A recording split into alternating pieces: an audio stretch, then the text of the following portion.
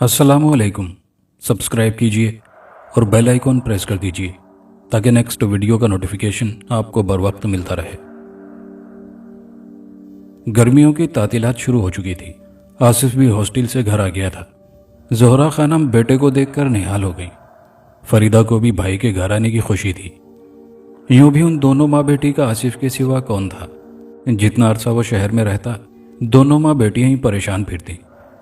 थोड़ी सी जमीन का मालिक मियाँ सिराजुद्दीन ज़ोहरा खानम को बेवगी और बच्चों को यतीमी का दाग देकर खालिक के हकीकी से जा मिले थे। एक पुराना मज़ारा बाबा करमदीन था जो अमूमन घर के छोटे मोटे सौदे वगैरह लाकर दे जाता। आसिफ के घर आने से घर में रौनक हो जाती। सिराजुद्दीन बेटे को अफसर लगवाने का ख्वाब दिल ही में लेकर चला गया और अब ज़ोहरा खानम बेटे की जुदाई कबूल करके खाविंद की ख्वाहिश की तकमील कर रही थी।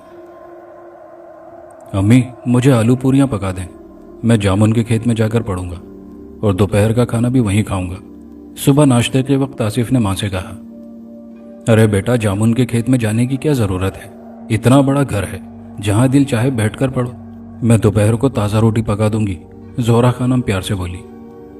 नहीं अम्मी, मुझे वहाँ बैठना अच्छा लगता है। चारों तरफ से हवा के झोंके आते रहते हैं। आपको पता ही है कि मुझे वहाँ बैठकर पढ़ना कितना अच्छा लगता है। अव्वल से लेकर मैट्रिक तक मैं वहीं बैठकर पढ़ता आया हूँ। आसिफ बचपन की याद को ताज़ा करने लगा। अच्छा, चले जाना। नाश्ता तो तुम कर ही चुके हो। दोपहर को ताज़ा रोटी पकाकर भेज दूंगी, माँ ने हामी भर ली। अम्मा, रोटी मैं ले जाऊंगी भैया के लिए, फरीदा बोल उठी। नाना, जवान लड़कियां खेतों में नहीं जाती बेटी, करमू बाबा के हाथ भेजूंगी, ज़ोहरा खानम हंसकर बोली। यूं ही हंसते खेलते आसिफ किताबें उठाकर अपने खेतों की तरफ चला गया। ज़ोहरा खानम और फरीदा घर के कामों में लग गई। ज़ोहरा खानम की ज़मीन गांव से तकरीबन 1.5 मील के फासले पर थी। ज़रखेज़ और नहरी ज़मीन का ये मुरब्बा उनके लिए खुशहाली का पैगाम था। सिर्फ एक मुरब्बा ज़मीन से ज़ोहरा खानम बटाई लेकर अच्छी खासी गुजर बसर कर रही थी। जो जो अजनास की कीमत बढ़ रही थी, बाबा करमू सरतोड़ मेहनत करके पैदावार बढ़ा रहा था और दोनों घरों में खुशहाली थी। आसिफ जब खेतों में पहुंचा तो हस्बे मामूल चारों तरफ हरियाली थी। जामुन का दरख्त जो चारों खेतों के दरमियान था, छोटे छोटे जामुन से लदा हुआ था। सूंधी सूंधी खुशबू से फिजा महक रही थी। बाबा करमू डेरे से चारपाई और तकिया ले आया था। छोटे मालिक, आप यहाँ बैठकर पढ़ें, मैं भैंसों को चारा डालकर आऊँगा, फिर बैठकर खूब बातें करेंगे। बाबा करमू आसिफ से अपने बच्चों की तरह मोहब्बत करता था। हाँ बाबा जी, ठीक है। आप दोपहर को आएँ तो घर से होकर आना, अम्मी खाना भेजेंगी। इतना कहकर आसिफ चारों तरफ देखता हुआ चारपाई पर बैठ गया। खेतों में कमाद की फसल सरसरा रही थी। चारपाई पर बैठा हुआ आदमी नजदीक आए बगैर नजर नहीं आता था। आसिफ किताब खोलकर सफ़े पलट रहा था कि उसे चूड़ियों की खनक सुनाई दी। उसने गर्दन उठाकर सामने देखा। जामुन के दरख्त के दूसरी तरफ से एक नौजवान लड़की सामने आई। उसे देखकर आसिफ की आंखें फटी की फटी रह गई। इतना मुकम्मल हुस्न उसने पहले नहीं देखा था। सुर्खो सफ़ेद रंगत, मुनासिब नक्शो निकाल, सियाह काली आंखें, कंधों पर बिखरे हुए लंबे लंबे बाल, सुर्ख फूलदार सूट पहने वो सामने आ खड़ी हो गई थी। लड़की चेहरे मोहरे से शहर की पढ़ी लिखी नजर आ रही थी। आसिफ चौंक कर खड़ा हो गया और हैरत से उसे तकने लगा। क्या बात है छोटे मलिक साहब, बहुत हैरान हो रहे हो? एक नर्म आवाज गूंजी। जी हाँ, नहीं जी। आप कौन हैं? बैठिए। आसिफ बौखलाहट का शिकार था, इसलिए उल्टे सीधे लफ्जों में बोल रहा था। बैठने ही आई हूँ छोटे मलिक, मुतरन्नुम हंसी की आवाज़ गूंजी। वो चारपाई पर बैठ गई, तकिए से टेक लगाकर। वह गौर से आसिफ को देख रही थी। आप अपना तारुफ नहीं कराएंगी क्या? आसिफ जो अब तक खड़ा एक टिक उसे देख रहा था, हौसला जमा करके बोला। कराऊंगी तारुफ, कराऊंगी, मगर आज नहीं, कल। उसका लहजा शरारत से लबरेज था। फिर भी कुछ तो बताए ना। मेरा कयास कहता है कि आप शहर से छुट्टियां गुजारने किसी के घर मेहमान आई हैं। कम से कम अपना नाम ही बता दे। वो मजबूत लहजे में बात कर रहा था। मेरा नाम मीना है और बहुत दूर से आई हूँ। पहले भी आती रही हूँ। आप मुझे पसंद आए हैं। जब आप गांव के स्कूल में पढ़ा करते थे ना, और यहाँ आकर जामुन के नीचे बैठकर स्कूल का काम करते थे, उस वक्त भी मैं आपको देखा करती थी। वो बता रही थी और आसिफ हैरत से उसे तक रहा था। मगर मैं तो आपको नहीं जानता। उस वक्त भी नहीं जब मैं यहाँ होता था, वो बोला। कल बताऊंगी। अरे आप अब तक खड़े हैं, बैठ जाए ना। वो चारपाई पर एक तरफ सरक कर बैठ गई। नहीं, आप बैठिए, मैं यहाँ बैठ जाता हूँ। वो झिझक गया था। इतनी बेबाक लड़की उसने जिंदगी में पहली बार देखी थी। वो सब्ज घास पर बैठ गया। अरे अरे, ये तो बुरी बात है, मैं भी वहां आ जाती हूँ आपके पास। वो फौरन चारपाई से उतरकर उसके पास आ बैठी। हाँ, अब बताए ना जरा अपने मुतालिक। आसिफ ने लहजा बेतकल्लुफ बना लिया। कहा तो है फिर कभी बताऊंगी। आपका बाबा करमदीन भी आने वाला है। मैं जाती हूँ, वरना बहुत जल्द गांव में मशहूर कर देगा। वो उठकर खड़ी हो गई। आसिफ उसको यूं देखने लगा जैसे उसके सीने को कोई नोचने लगा हो। मीना के जाने का सुनकर वो बेचैन हो गया था। आप बाबा कर्मो को जानती हैं? बहुत अच्छी तरह। जब वो जवान था मैं उसे उस वक्त से जानती हूँ। वो हंसी। तो फिर बाबा भी आपको जानता होगा? पता नहीं। अच्छा, मैं चलती हूँ। वो इतना कहकर पगडंडी पर चल दी। आसिफ की नजरें उसका ताक़ुब कर रही थी। थोड़ी दूर जाकर पगडंडी का मोड़ मुड़ते ही वो निगाहों से ओझल हो गई थी। आसिफ का दिल चाह रहा था कि वो उसके पीछे जाकर मालूम तो करे कि वो किसके घर जाती है, मगर फिर दिल महसूस कर रह गया। वो फितरतन शरीफ और शर्मिला नौजवान था। यूनिवर्सिटी में भी लड़कियों से वास्ता पढ़ता था, मगर रस्मी मुहज़्ज़ब गुफ्तगू के अलावा उसने कभी तहजीब से गिरी हुई बात नहीं की थी। उसके सब साथी उसकी शराफत के कायल थे, मगर ये अजीबोगरीब बेबाक लड़की उसे बहुत ज़्यादा मुतासिर कर गई थी। उसके जाने के बाद उसे सब कुछ खाली खाली लग रहा था। किताब खोलकर पढ़ने की कोशिश की तो हर्फ गड़मड़ होकर उसका रूप धारने लगे। वो अपनी इस कैफियत को महसूस कर रहा था। इतने में करमू बाबा की आवाज़ सुनाई दी। छोटे मालिक, सो तो नहीं गए? मैं खाना लाया हूँ। नहीं बाबा, मैं जाग रहा हूँ, आइए आप बैठिए ना। वो चारपाई पर एक तरफ हो गया। नहीं बेटा, तुम रोटी खाओ, ठंडी हो जाएगी। मालकन ने ताज़ा रोटी पकाकर भेजी है, और ये देखो लस्सी भी है, बर्फ वाली। वो लस्सी का गिलास उसकी तरफ बढ़ाता हुआ बोला। मुझे प्यास तो वाकई लग रही थी। इतना कहकर उसने लस्सी का गिलास मुंह से लगा लिया। ठंडी लस्सी पीकर कुछ हवास ठिकाने आए। बाबा ने रोटी खोलकर आगे रख दी। बाबा आप भी खाए ना। इतना कहकर उसने एक रोटी बाबा की तरफ बढ़ा दी।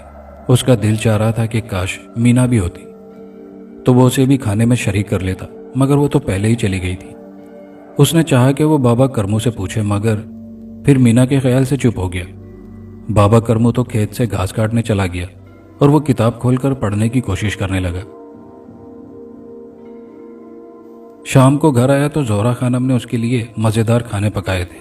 वो बरामदे में बिछी हुई चारपाई पर बैठ गया तो एक खूबसूरत बिल्ली आकर उसके पाँव में लौटने लगी। अम्मी, ये बिल्ली आपने पाली है? कितनी प्यारी है। उसने माँ को मुतवज्जो किया।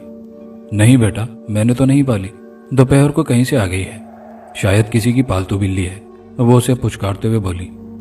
अब मैं इसे रख लूंगी भाईजान, कितनी खूबसूरत है। फरीदा ने बाहर आकर बिल्ली को देखा, और जो इसका मालिक इसे ढूंढता फिर रहा होगा। माँ ने जवाब दिया, अगर कोई पूछता हुआ आ गया तो दे देंगे। फरीदा ने बेपरवाही से कहा। खाना खाकर वो जल्दी सोने के लिए चला गया। ख्वाब में भी मीना उसके इर्द गिर्द फिर रही थी। दूसरे दिन वो जल्दी खेतों में चला गया। उसे मीना का इंतजार था। बिलाखिर इंतजार की घड़ियां खत्म हुई और मीना पगडंडी का मोड़ मोड़कर उसके सामने आ गई। उसका चेहरा खिल गया। वो पास आकर बैठ गई और बोली, ठीक वक्त पर आई हूं ना? आपको इंतजार था मेरा? हाँ, मैं बहुत शिद्दत से तुम्हें याद कर रहा था। वो यकलख्त आपसे तुम पर आ गया था। मैं भी बहुत बेचैन थी आने के लिए, मगर वक्त नहीं मिल रहा था, मीना ने जवाब दिया। अच्छा, आज तुम ठीक ठीक बताओ कि किस घर में आई हो। तुम कभी हमारे घर भी आओ ना, तुम्हारी जितनी मेरी बहन भी है, तुमसे मिलकर बहुत खुश होगी वो, आसिफ आहिस्ता से बोला। जरूर बताऊंगी और आऊंगी भी, मगर वक्त आने पर, वो बेपरवाही से बोली। फिर बहुत देर तक वो बातें करते रहे। आज आसिफ की झिझक खत्म हो चुकी थी। वो उससे बहुत खुलकर गुफ्तगू कर रहा था। उसका अता पता पूछने को बेकरार था और वो उसे बातों में लगाकर हर बार टाल जाती। उसने अपने घर आने का कहा तो वो मुस्कुराकर बोली, मैं आपका घर जानती हूँ, अगर फुर्सत हुई तो मैं रात को आऊंगी। रात को? वो हैरानी से बोला। हाँ, मगर एक शर्त है, तुम छत पर सोना। वो एक अदा से मुस्कुराई। छत पर क्यों? उसका तजस्सुस बढ़ा। बस मैं जो कह रही हूँ वही करो। अच्छा, मैं चलती हूँ, तुम्हारा बाबा आ रहा है। तो बैठ जाओ तुम भी, बाबा तुम्हें कुछ नहीं कहेंगे, आसिफ ने इसरार किया। ना जी ना, लोग बातें बनाएंगे। इतना कहकर वो लड़की उठ खड़ी हुई। अच्छा, खुदा हाफिज। दोबारा वो उसी रास्ते पर चल दी जिस पर कल गई थी। दूसरी पगडंडी पर बाबा करमू आ रहा था। आसिफ का दिल धक से रह गया। उसका अंदाजा किस कदर सच्चा था। बाबा ने आकर खाने की पोटली आसिफ के पास रखी और बोला, बेटे भूख तो लग रही होगी? हाँ बाबा, महसूस तो हो रही थी। आसिफ आहिस्ता से बोला, बेटा मेहनत भी तो कर रहे हो ना, पढ़ लिख कर अफसर बन जाओगे। बड़े मालिक की बहुत ख्वाहिश थी, तुम छोटे से थे वो अक्सर कहा करते थे, मेरा आसिफ बहुत बड़ा अफसर बनेगा। बाबा करमू बड़े दुलार से कह रहा था।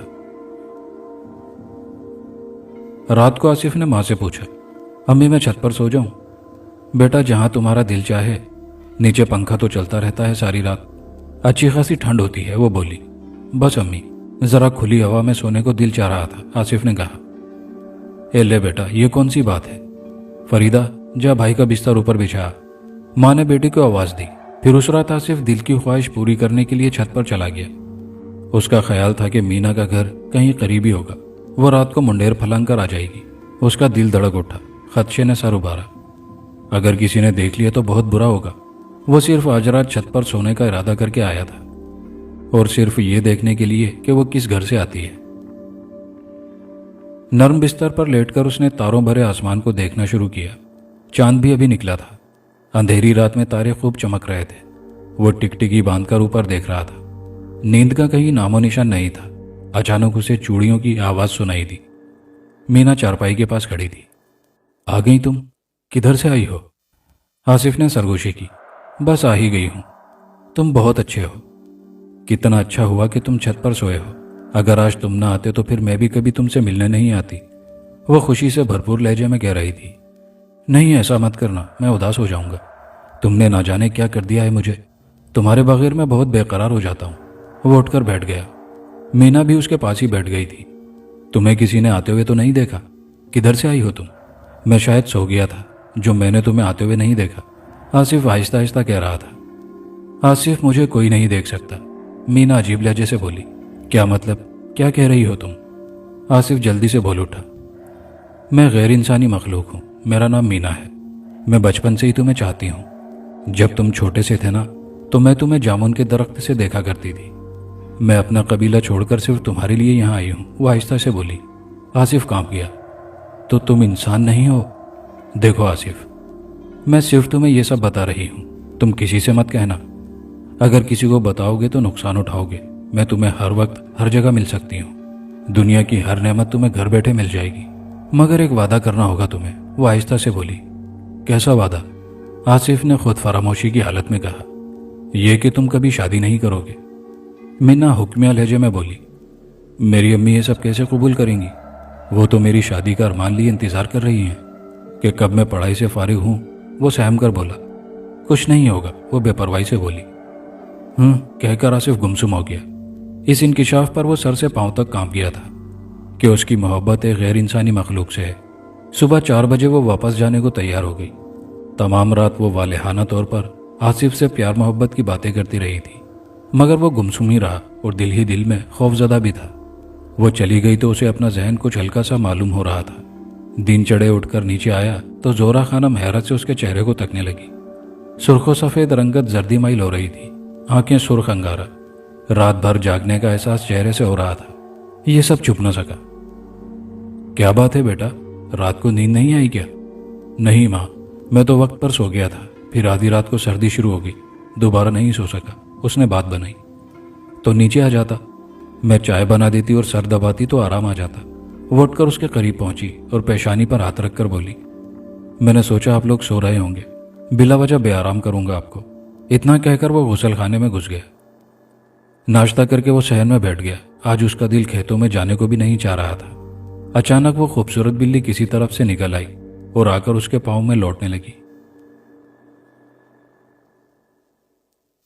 जोहरा खानम के भाई के मुर्शिद जफर अली शाह बुजुर्ग आदमी थे और कभी कभी अपने मुरीदों के यहाँ आते थे। अच्छे इल्म वाले और बाशरियत इंसान थे। जफर अली शाह साहब जब भी अब्दुल कादिर के यहाँ आते तो दूसरे दिन वो लाजमी जोहरा के यहाँ आते। जब से जोहरा बेवा हुई थी, उनकी तवज्जो खुद ब खुद ही उसकी तरफ हो गई थी। नाश्ता वगैरह करके वो कहते, कादिर चल जरा बेटी से भी मिलाए। कादिर हंसकर कहता, चलिए सरकार। मुरीदों को कादिर के डेरे पर छोड़कर वो जोहरा के यहाँ चले आते। जोहरा खानम उनको देखकर खिल उठती। फौरन ही दोपहर के खाने की तैयारी होने लगती। शाह साहब नाना करते रह जाते, मगर वो कब मानती थी। जितनी देर बैठे फरीदा को पास बिठाकर अच्छी तरह नसीहतें करते, नमाज की तलकीन होती। मगर लहजा इंतहाई शफीक और मीठा होता। आसिफ बचपन ही से उनकी इज्जत करता, उनकी दुआएं लेता। मगर जब से यूनिवर्सिटी गया था मुलाकात ना हुई थी, अलबत्ता छुट्टियों में घर आते ही पूछता, माँ जी शाह साहब आए थे? कभी वो कह देती आए थे, कभी कहती आए तो नहीं, इंतजार है। आज फिर शाह साहब आए तो जोहरा के दिल को सुकून आ गया। आसिफ नाश्ता करके सहन में बैठा था और सोच रहा था कि किसी सूरत खेतों में ना जाऊं। शाह साहब सहन में दाखिल होते ही ठिठक कर रुक गए। खूबसूरत बिल्ली उन्हें देखते ही छलांग लगाकर दीवार पर चढ़ गई और फिर दूसरी जानिब कूदकर नजरों से गायब हो गई। आसिफ कदम बोसी को आगे बढ़ा, मगर शाहजी टिकटिकी बांधे दीवार की तरफ देख रहे थे जहां बिल्ली कूदी थी। ये नापकार कहां से आ गई? इतना कहकर उन्होंने आसिफ को गले से लगा लिया। मेरे बच्चे, कहां फंस गया तू? उनके मुंह से बेसाख्ता निकला। क्या कह रहे हैं सरकार आप? आसिफ के मामू गुलाम कादिर ने परेशानी से उनकी तरफ देखकर पूछा। कुछ नहीं कादिर, इतना कहकर वो आगे बढ़े, जोहरा और फरीदा को प्यार दिया, सर पर हाथ रखा और बरामदे में आकर बैठ गए। गुलाम कादिर और आसिफ भी साथ आ गए थे। खैर आफियत पूछने के बाद उन्होंने कादिर की तरफ देखा। कादिर, मैं आज रात यहीं रहूंगा, तू जाके मुरीदों के लंगर पानी की फिक्र कर, रात को यहां आ जाना। जोहरा खाना भी हैरत से सुन रही थी। पहले तो उसके इसरार के बावजूद भी शाह साहब यहाँ नहीं ठहरते थे और आज खुद ही इरादा कर लिया। वो उसे अपनी खुशकिस्मती समझ रही थी। फिर वो आसिफ को लेकर अलहदा कमरे में चले गए और उससे सब हालात पूछे। आसिफ ने मीना से वादा किया था कि वो किसी को नहीं बताएगा। अब बिला खौफ व खतर शाह साहब को सब कुछ बता रहा था। जैसे जैसे वो बताता जा रहा था उसका जहन पुरसुकून होता जा रहा था। शाह साहब मुस्कुराए और बोले, बेटे तू फंस गया ना उसके जाल में, फिर ये उम्र ही ऐसी होती है, तुम्हारे बस में नहीं था। और हाँ, तुमसे पहले भी मैंने 2 आदमियों को उस नापकार के चुंगल से छुड़ाया है, वो आहिस्ता आहिस्ता कह रहे थे। शाह साहब, मैं समझा नहीं, आप क्या फरमा रहे हैं? बेटा, जिस तरह इंसानों में अच्छे बुरे लोग होते हैं उसी तरह उस गैर मरी मखलूक में भी अच्छे बुरे होते हैं। ये भी अपने लोगों की धुतकारी हुई जिन्स है और रूप बदल कर इंसानों को तंग करती है। जब मैंने सहन में कदम रखा तो तुम्हारे पाँव में बिल्ली खेल रही थी, वो तुम्हारी मीना ही थी। वो हंसकर बोले, जी ये आप क्या फरमा रहे हैं? आसिफ चौंक उठा। मैं सच कह रहा हूं बेटा। मुझे देखते ही वो भाग गई, पहचान गई और जल्दी से दीवार फलांग कर कूद गई। इशा की नमाज के बाद शाह साहब ने अलहदा कमरे में आसिफ, उसके मामू और बाबा करमदीन को बुला लिया और उन्हें समझा दिया कि आसिफ पर किसी गैर इंसानी मखलूक का साया है, लिहाजा उन्हें उसको छुटकारा दिलाना है। आप लोग भी कमरे में रहेंगे। जोहरा खानम को भी गोलमोल लफ्जों में बता दिया गया, मगर उन्हें कमरे में बैठने की इजाजत न थी।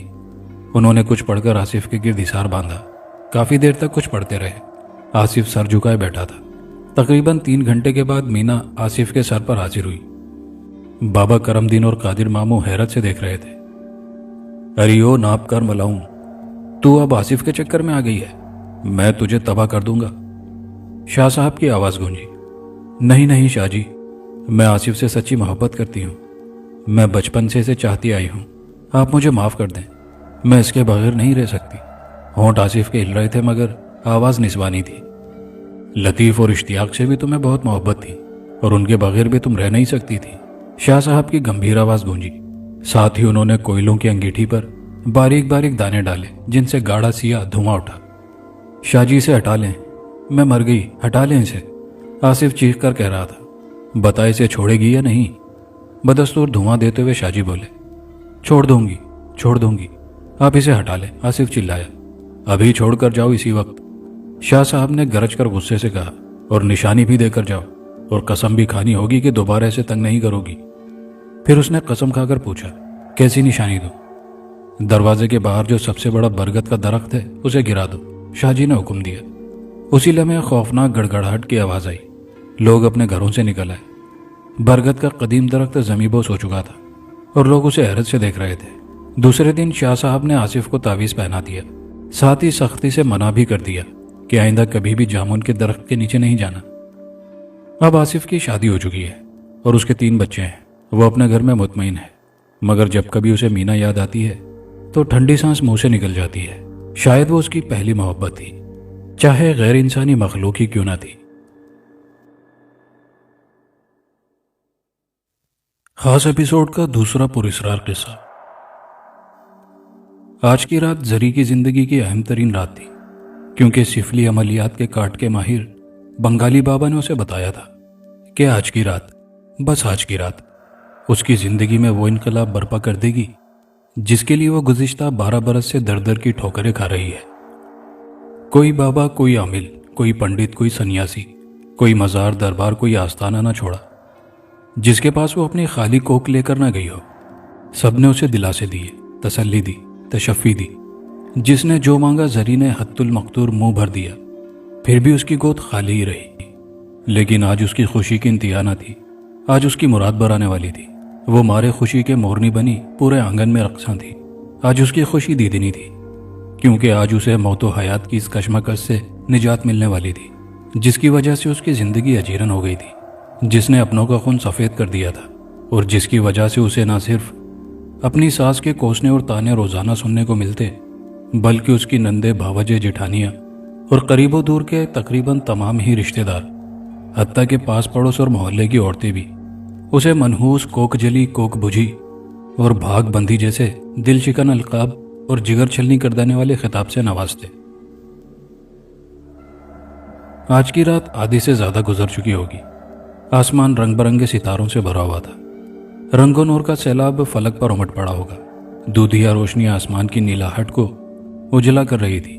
ستارے خاموش ایک دوسرے کو تک رہے تھے کہ اچانک ایسے میں ایک تیز روشنی کا چھناکا ہوا اور مشتری کا شوق و چنچل ستارہ اپنی پوری آب و تاب کے ساتھ افق پر برآمد ہوا، اور اس کے پیلے رنگ کی روشنی اس قدر شوق اور تیز تھی جو آنکھوں کو خیرہ کرنے والی ہوگی اور دیگر ستاروں کی روشنی کو بھی ماند کر دے گی۔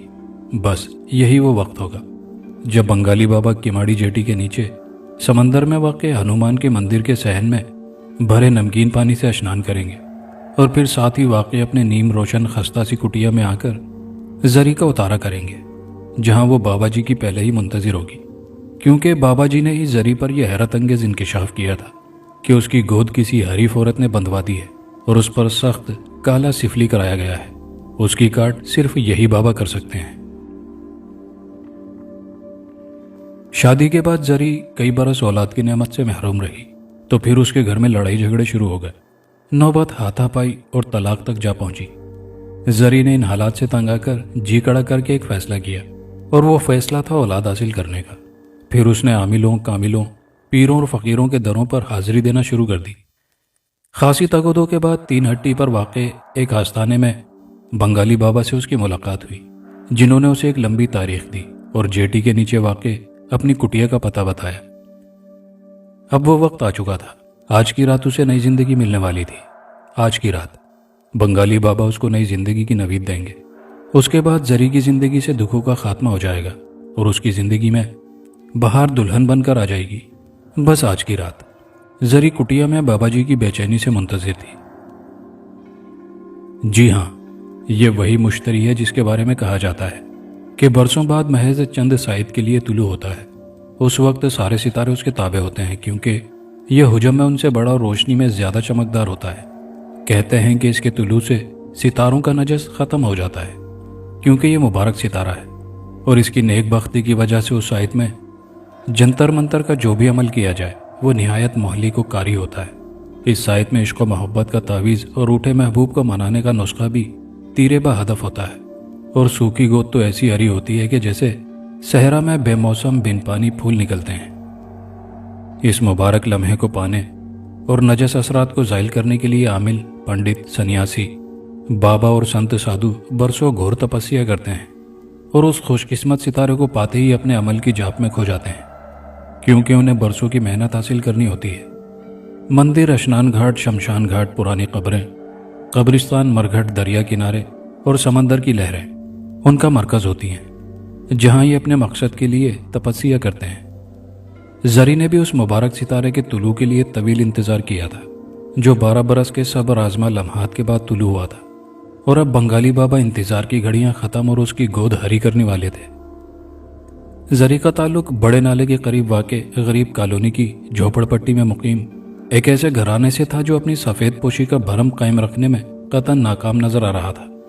اس کالونی میں رہنے والے لوگ انتہائی غریب اور مفلوک الحال تھے۔ زیادہ تر لوگ مزدور پیشہ اور محنت کش تھے۔ بنیادی ضروریاتی زندگی سے محروم اس آبادی کی حالت مادی ہی نہیں بلکہ اخلاقی دولت سے بھی محروم تھی۔ तो हम परस्ती तो इस कदर आम थी कि कदम कदम पर उन्हें मौत नजर आती। जेवर तालीम से महरूम बच्चे मोहल्ले में बहती गंदाब की नालियों और कचरे के ढेर किनारे अपना बचपन और जवानी आवारागर्दी में बिता रहे थे।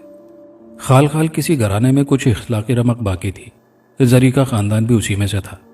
मामूली तनख्वाह पर जरी का बाप एक निजी स्कूल में माली की हैसियत से मुलाजिम था, जबकि घर के अखराजात पूरे करने के लिए उसकी माँ सिलाई कढ़ाई का काम करती थी। जरी ने जब से होश संभाला था, उसने अपनी माँ को काम ही करते देखा। लगी बंदी तनख्वाह में गुजारा अजहद मुश्किल बल्कि नामुमकिन था। ऐसे मखदूश हालात में जब 2 वक्त की रोटी का उसूल मुश्किल था, बच्चों को स्कूल पढ़ाना तो दरकिनार, इस तरफ सोचना भी मुहाल था। जरी की उससे एक छोटी बहन फरी थी, जबकि 2 छोटे भाई अनिल और कमील थे, जो हर वक्त एक दूसरे से छीना झपटी में लगे रहते। कलील आमदनी और घर में जहालत के राज के सबब घर का माहौल एक दूसरे को काट खाने वाला था। हर वक्त की तू में रोज रोज की तकरार मामूल था। ऐसे ही किसी की तवज्जो पढ़ाई लिखाई की तरफ ना थी और ना ही अपनी हालत सुधारने का ख्याल किसी को था। चूंकि उन सब बहन भाइयों में जरी समझदार और उम्र के लिहाज से भी होशियार और फिर 3 जमात पास थी, जो उसके बाप ने दौराने मुलाजमत उसे करा दी थी। इसलिए हर तरह का घरेलू दबाव उसी को झेलना पड़ता। घर के कामकाज, पड़ोस मोहल्ले में बहन भाइयों के झगड़े निपटाना, कमेटी के नलके से पानी भरकर लाना और इसी तरह के रोजमर्रा के मामूलात। फिर अम्मा अब्बा और बहन भाइयों की तलखी भी सुनना। जरी घर के इस बेसुकून और बददिल कर देने वाली माहौल से न सिर्फ बेजार हो चुकी थी, बल्कि रोज रोज की चिक चिक से भी तंग आ चुकी थी। जरी की माँ इस बात को खूब समझती थी, लेकिन कुछ करना उसके इख्तियार में न था। एक रोज जरी की माँ ने बड़ी चाह से उससे कहा, अगर तू हाँ कह दे तो मैं अभी तेरे हाथ पीले कर दूं। ये सुनते ही जरी गुस्से से पीली हो गई और उसने बड़े नागवार अंदाज में चीख कर अपनी माँ से कहा, अम्मा तू तो मुझे किसी स्कूल में दाखिल करा दे, मैं तो अब भी पढ़ना चाहती हूँ। फिर अभी मेरी उम्र ही क्या है? क्या तू 12 बरस की उम्र में मेरी शादी कर देगी? जरी तेश में बोले जा रही थी। अरे अम्मा, क्या तू घास चर गई है? क्या लड़कियां ऐसे भी आई जाती है जैसे तू मुझे भेड़ बकरियों की तरह उस कलमुए गंवार लफंगे और नशे के हाथों हाँकना चाहती है? जरी की माँ उसके निश्तर भरे जुमले सुनकर खामोश हो गई। फिर कुछ देर बाद बोली, क्या तेरे लिए कोई कोकाफ से शहजादा आएगा? अरे तेरा रंग क्या जरा उजला हो गया कि तू खुद को हूर परी समझने लगी है? जरी की माँ ने नाक मुंह चढ़ाकर कहा। जरी भी माँ से पीछे न रही, फौरन जवाब में कहा, अम्मा मैं समझती नहीं बल्कि मैं हूं। माँ ने जरी को कहर आलूद निगाहों से देखा और पीठ मोड़कर चल दी। रजी जरी की माँ की बहन का बेटा था, जो अपने पक्के रंग की वजह से मोहल्ले भर में कल्लू भाई के नाम से मशहूर था। उसका काम धंधा तो कोई ना था, बस कभी किसी दोस्त यार के पान सिगरेट के थड़े बैठ गया तो दिहाड़ी लगा ली, और कभी सब्जी मंडी में आलू प्याज की छिनाई कर ली तो एक वक्त की रोटी का आसरा कर लिया। बस यही हवाई रोजी उसका जरिया माश था।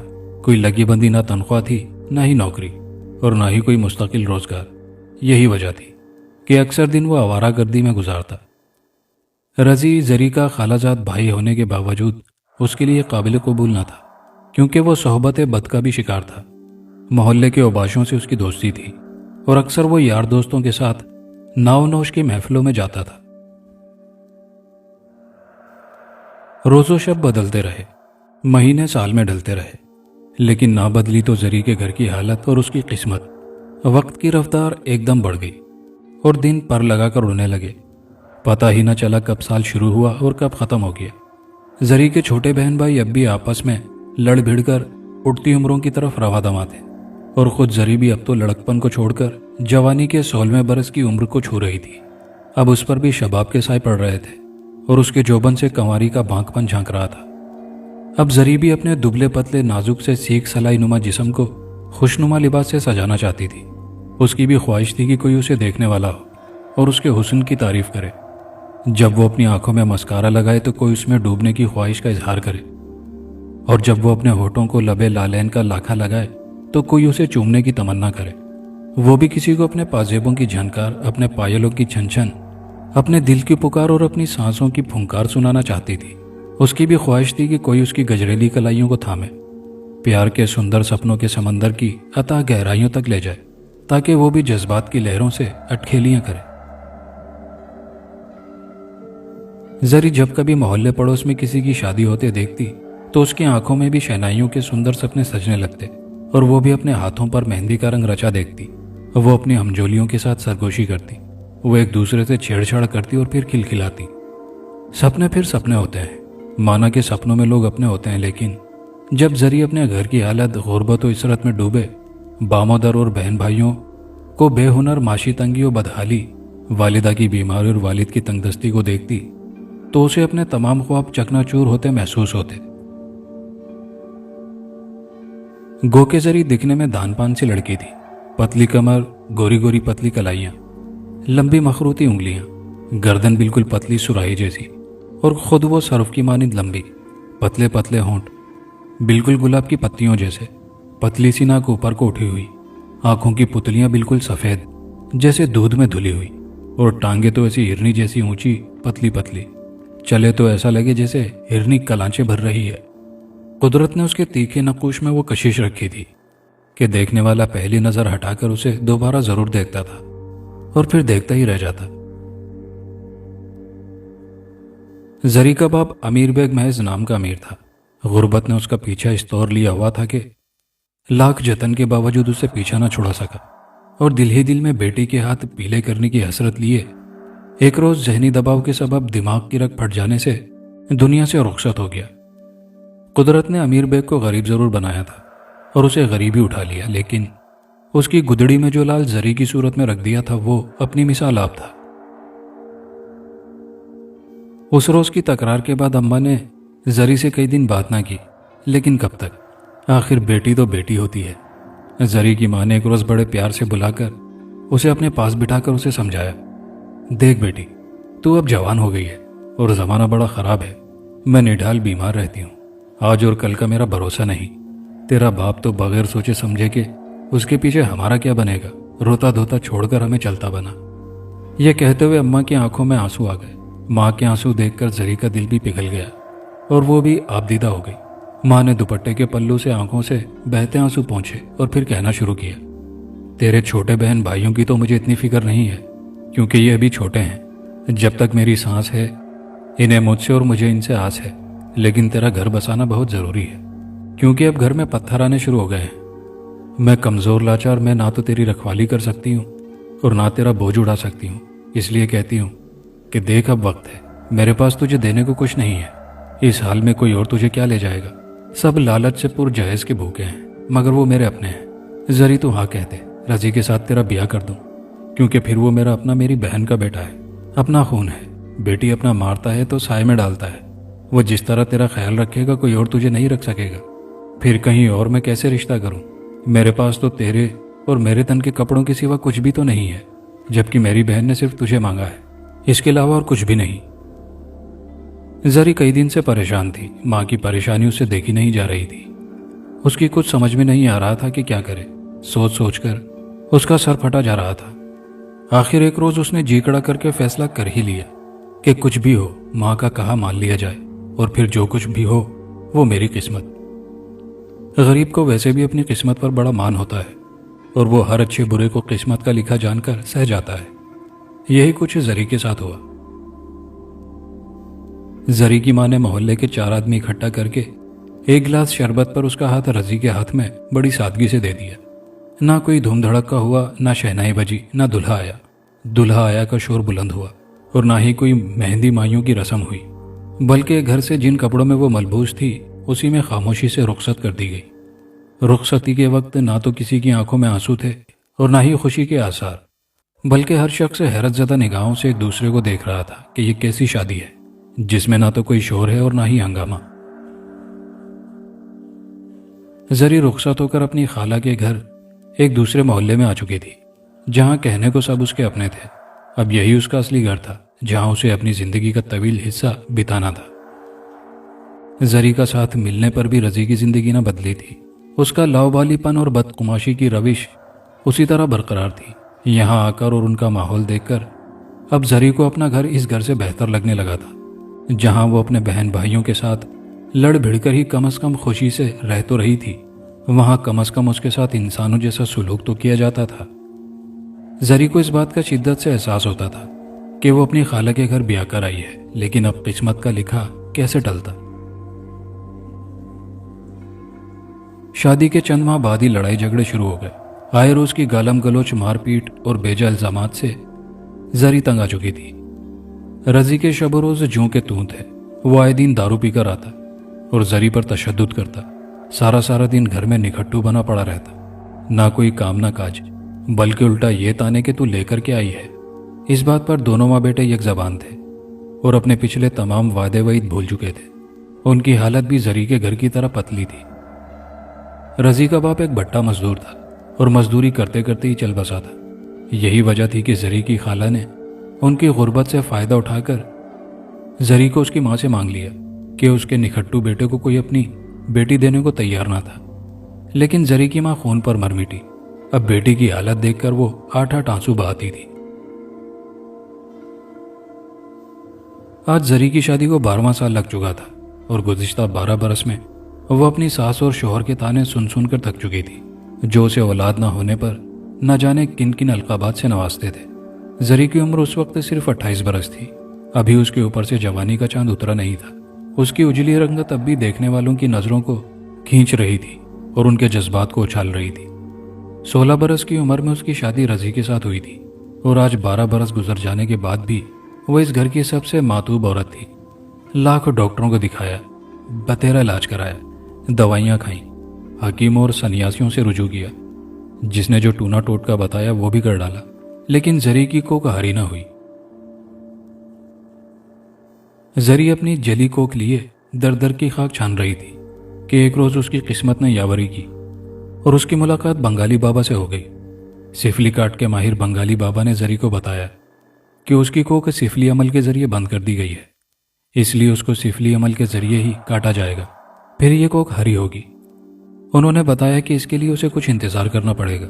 جب مبارک ستارہ طلوع ہوگا تو زری کی گود ہری ہوگی۔ زری نے ذہنی طور پر خود کو اس بات کے لیے تیار کر لیا تھا کہ خواہ کچھ بھی ہو جائے وہ اولاد کے حصول کے لیے سب کچھ کر گزرے گی، مگر اسے کیا پتا تھا۔ شام کا وقت تھا۔ آج زری اپنی تمام تر حشر سامانیوں کے ساتھ بنگالی بابا کی کٹیا میں موجود تھی۔ اسے کسی قسم کا ڈر خوف نہیں تھا کیونکہ آج اس کی گود ہری ہونے والی تھی۔ بنگالی بابا کی کٹیا کا ماحول بڑا پراسرار تھا۔ ایک خستہ حال کمرے پر مشتمل تھا جس میں جگہ جگہ بڑے فریم آویزاں تھے۔ کچھ پر نیم برہنہ خواتین کی دھندلی تصویریں بنی ہوئی تھیں اور کچھ پر نامانوس زبان میں کچھ تحریریں تھیں۔ کچھ پر جانوروں کی تصویریں بنی ہوئی تھیں۔ ایک طرف کونے میں ایک انگیٹھی رکھی ہوئی تھی۔ کچھ جانداروں کی ہڈیاں ایک طرف پڑی ہوئی تھیں اور کچھ ہڈیاں دھاگے سے باندھ کر دیوار میں گڑی کیلوں سے ٹانگ دی گئی تھی۔ ایک طرف دیوار کے ساتھ کچھ بوتلیں رکھی ہوئی تھی۔ ایک چھال پر ایک میلی سی چادر بچھی ہوئی تھی اور ایک گاؤ تکیہ سرہانے پڑا تھا جس پر سیاہ کپڑا چڑھا ہوا تھا۔ کچھ برتن، پلیٹیں، جگ، گلاس ایک طرف رکھا ہوا تھا۔ باہر چلتی تیز ہوا اور سمندر کے شور نے ماحول کو اور بھی وحشت زدہ بنا دیا تھا۔ کمرے کے ایک کونے میں پیتل کا ایک چھوٹا سا دیا روشن تھا۔ اس کی ٹمٹماتی لو کمرے کی تاریکی کو دور کرنے میں قطعاً ناکام تھی۔ تقریباً رات کا نصف پہر گزر چکا تھا۔ زری کے دل میں طرح طرح کے وسوسے اور خیال سر اٹھا رہے تھے، لیکن وہ دل پر جبر کیے ڈری سہمی خوف اور بے خوفی کے عالم میں بنگالی بابا کے انتظار میں بیٹھی تھی۔ گو کے انتظار کی گھڑیاں طویل ہو گئی تھی، لیکن اولاد کی آس نے اس کے پیر باندھے ہوئے تھے۔ آج اس کی گود ہری ہو جائے گی۔ زری اسی خیال میں کٹیا میں رکھی اشیاء کا جائزہ لے رہی تھی کہ ایک دم زوردار جھٹکے سے کٹیا کا دروازہ کھلا اور ایک ننگ دھڑنگ کالا بھجنگ چہرے پر بھبوت ملے برہنہ سر، برہنہ پا، شانوں تک لمبے سیاہ بال، بڑی بڑی گھنی مونچھیں، موٹی دھنسی ہوئی سیاہ گردن میں موٹے کنٹھے کی مالا پڑی ہوئی، بھویں بالکل صفا چٹ، سیاہ چہرے پر انگارے کی مانند 2 سرخ آنکھیں، ماتھے پر تازہ خون کا سرخ تلک لگا ہوا، کانوں میں نقرئی بالیاں پہنے موٹے موٹے بھدے سیاہ ہونٹ اور بھاری بھرکم جسم، توند باہر کو نکلی ہوئی، ناٹے سے قد کا شخص ایک ہاتھ میں لاٹھی اور ایک ہاتھ میں راکھ لے کر کٹیا میں داخل ہوا اور اس کے جسم پر لنگوٹ صرف برائے نام تھی۔ جن نما انسان کو اس طرح کمرے میں داخل ہوتا دیکھ کر زری مارے خوف کے سہم گئی۔ اس کے جسم میں جھرجھری سی آ گئی۔ اس نے اٹھنا چاہا مگر اٹھ نہ سکی۔ وہ بیٹھے ہی بیٹھے جھرجھراتی رہی۔ اس کالے شیطان کے ننگے پن کو دیکھ کر زری کو بڑی لاج آئی۔ اس نے لاکھ اپنا منہ دوسری طرف پھیرنا چاہا مگر پھیر نہ سکی۔ زری نے مارے خوف کے دل ہی دل میں سوچا، یا خدایا، یہ کون آ گیا؟ ملگجے اندھیرے میں اس نے پہچاننے کی کوشش کی۔ کچھ ہی دیر بعد اسے خیال آیا، کہیں یہ بنگالی بابا تو نہیں؟ अभी उसने कुछ कहने के लिए सोचा ही था कि एक करख्त आवाज कमरे में गूंजी। तू कौन है नारी, और यहाँ क्या लेने आई है? आवाज की गूंज ने कमरे के माहौल को और भी वहशतज़दा कर दिया। जरी ने सहमे हुए लहजे में कहा, मुझे बंगाली बाबा से मिलना है। उसकी आवाज़ अचानक हलक में फंसने लगी, अल्फाज बेरब्त हो गए। आवाज़ कमरे में दोबारा गूंजी, हम ही हैं बंगाली बाबा, बोल क्या चाहिए तुझे? उस वक्त बाबा के लहजे में बड़ी शिद्दत थी, जैसे उन्हें जरी का यहाँ आना नागवार गुजरा हो। जरी ने दिल में सोचा, आज से 10 बरस कबल जब मैं बाबा के पास गई थी तो उनकी शक्ल सूरत ऐसी तो न थी, लेकिन आज 10 बरस बाद ये कितना बदल गए हैं कि मैं इन्हें पहचान ही ना सकी। अब जरी का खौफ कुछ कम होना शुरू हुआ तो वो हिम्मत करके बोली, बाबा जी 10 साल पहले आपने मुझसे कहा था कि मेरी गोद हरी कर देंगे, लेकिन इसके लिए मुझे इंतज़ार करना पड़ेगा उस वक्त तक जब तक कि मुबारक सितारा तुलू नहीं हो जाता। मैं आज इसी आस पर आपके पास आई हूं कि। यह सुनकर बाबा की बाँचें खिल उठी और वो जी ही जी में खुश हो गया कि बरसों की तपस्या के बाद उन्हें नारी का कुर्ब मुयस्सर आएगा। उसके चेहरे पर मकरू मुस्कुराहट फैल गई। उसके अंदर का कुत्तापन उसके चेहरे से आया होने लगा था और फिर उसने सहमी हुई बेटी जरी के जिस्म का तायराना जायजा लेना शुरू किया। उसकी आंखें और रंगत उसे भा गई। उसने उसी करख्त लहजे में जरी से कहा, ठीक है, तेरा ध्यान जरूर पूरा होगा, इसके लिए तुझे कुछ दान करना होगा। जरी ने कुछ ना समझते हुए कहा, मुझे क्या करना पड़ेगा बाबा? बाबा ने कहरालुद निगाहों से उसे देखा और कहा, नादान लड़की, जैसा हम कहते हैं वैसा कर, वरना। जरी ने सहम कर गर्दन हिलाई। बाबा जी ने उसे खड़ा होने का हुक्म दिया। फिर उसने अंगीठी में कुंडी की आग जलाई और जरी को उस आग के आगे खड़ा होने को कहा और खुद खड़े होकर आंखें बंद करके कुछ मंत्र पढ़ने लगा। जरी मबहूत बनी उसके होंठों को हिलता देख रही थी। वो जो कुछ मोही मुंह में बुड़बुड़ा रहा था वो उसकी समझ में न आया। काफी देर बाद बाबा जी ने आंखें खोली और साथ रखी बोतल उठा ली और फिर आंखें बंद करके कुछ पढ़ना शुरू कर दिया। कुछ देर बाद फिर अपनी सुर्ख अंगारे जैसी आंखें खोली और जरी को करीब बुलाकर उसके चेहरे पर फूंक मारी। फिर साथ लाई हुई राख का बबूत जरी के चेहरे पर मल दिया। फिर बाबा रक्स करने लगा। कुछ देर झूमने नाचने के बाद उन्होंने बोतल खोली और गिलास में सियाल मादा भर दिया। पहले बाबा जी ने उसके 2 घूंट भरे और फिर गिलास जरी की तरफ ये कहते हुए बढ़ा दिया, ये ले नारी, इसे एक ही सांस में पी जा। जरी ने गिलास हाथ में लिया, मुंह से लगाया तो उसमें एक अजीब नागवार सी बदबू का भपका उठता हुआ महसूस हुआ। उसने पीने में जरा तामुल किया तो बाबा जी चीखे, क्या देखती है नादान, जल्दी कर, नहीं तो गोद हरी होने का समय निकल जाएगा। जरी के दिमाग पर बस एक ही धुन सवार थी कि आज रात उसकी गोद हरी होने वाली है। उसने आओ देखा ना ताओ झट गिलास मुंह से लगाया, सांस रोकी और घटाघट एक ही सांस में गिलास खाली कर दिया। मशरूब पीकर जरी का सर भारी सा हो गया और उसे कुटिया की हर शे घूमती हुई महसूस होने लगी। बाबा जी भी उसे उल्टे उल्टे से नजर आने लगे। वो रफ्ता रफ्ता सुरूर की दुनिया में खोने लगी। अब गिलास पीने की बारी बाबा जी की थी। उन्होंने बोतल से गिलास भरा और 2 घूंट उसमें से पीकर जरी की तरफ बढ़ाते हुए कहा, ये ले लड़की, इसे जल्दी से पी जा। इस तरह बाबा ने मशरूब के कई गिलास जरी को पिला दिए। अब जरी तकरीबन मधोशी के करीब थी। बाबा ने मौका गनीमत जाना और बकिया मशरूब बोतल से मुंह लगाकर खुद पी गया। हमारे मुआशरे में बंगाली बाबा जगह जगह बिखरे पड़े हैं, सिफली काट, अमलियात के माहिर, माशूक आपके कदमों में, औलादे नरीना हासिल करें। इस तरह के नाम नेहाद आमिलों के झूठे दावों पर मुश्तमिल हैंडबिल्स की शक्ल में मुसाफिर गाड़ियों में उनके कारिंदे तकसीम करते और बड़े बड़े पोस्टर दीवारों पर चिस्मा करते नजर आते हैं। इन जाली आमिलों, पीरों और सन्यासियों के अड्डे वैसे तो मुल्क भर में कायम है, हत्ता कि ये बैरून मुल्क भी शिकार करते हैं और कराची शहर में इनके मखसूस ठिकाने सदर, तीन हट्टी और लसबेला में कसरत से कायम है, जहां ना जाने कितनी ही जरियों की किस्मतें ये लोग पामाल करते और कितने ही घर उजाड़ते हैं। सादा लोग, अनपढ़ और कम एतमाद वाले तो हम परस्त मर्दोजन इनका ज्यादातर शिकार होते हैं। जब जरी में बिल्कुल सुदबुद ना रही तो बाबा जी की आंखों में एक खास किस्म की चमक पैदा हुई और उन्होंने उठाकर उसे अपने छाल से सजे बिस्तर पर लिटा दिया। और फिर जब जरी को होश आया तो उसकी गोद हरी हो चुकी थी, लेकिन बाबा जी कुटिया से गायब थे। उसका सर अब भी भारी हो रहा था और जिस्म से दर्द की टीसें उठ रही थी। अंग अंग दर्द से टूट रहा था। उसकी आंखों में अभी तक मशरूब का खुमार बाकी था। रफ्ता रफ्ता सूरत हाल जरी पर वाज़ेह होती चली गई। कुछ देर तक वो कुटिया का जायजा लेती रही। अंगीठी में कुंडे सुलग कर राख हो चुके थे। बाहर हवा की सरसराहट बता रही थी कि उसकी शिद्दत बाकी है। दूर कहीं समंदर से उठती लहरों का शोर उसके जहन में समा रहा था। जब जरी के होश बहाल हुए तो उसे फौरन ही अपनी इस्मत पामाल होने का एहसास हुआ। यकलख्त उसकी जहनी कैफियत बदल गई और वो दीवानावार दरवाज़ा खोलकर समंदर की ठंडी ठंडी गीली रेत पर बरहना बदन दीवानों की तरह चिल्लाती हुई भाग खड़ी हुई। बस आज की रात, बस आज की रात। और दोस्तों, कहानी के अख्तिताम पर आपकी गुजारिशात पर आपके नाम।